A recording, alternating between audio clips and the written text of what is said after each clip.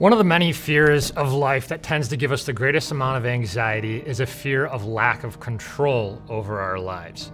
But the thing is, we human beings are kind of delusional creatures. We tend to think that we have way more control over our lives than what we actually have.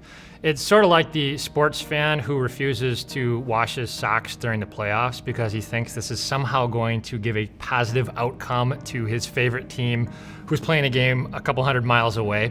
It's insane. It's delusional, but that's us. We're kind of delusional creatures. We think we have way more control over our lives than what in reality we actually have.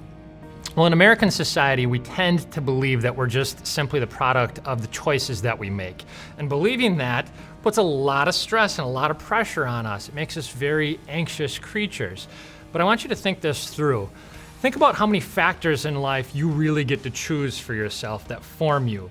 Do you get to choose your own genetics? Do you get to pick your parents? Do you get to choose the socioeconomic conditions into which you're born? Take a step back and think about it. How much of life do you really get to control? In reality, we maybe control about 1.3% of our lives, but we stress as though we're in control of like 99% of our lives.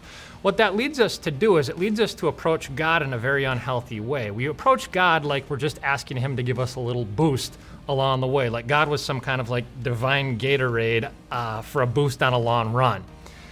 It's very unhealthy, but if you struggle with the stressing about lack of control in life, the antidote to your worry is something called the sovereignty of God. The sovereignty of God is what Paul talks about in Romans 8:28 when he says, "We know that in all things God works for the good of those who love Him."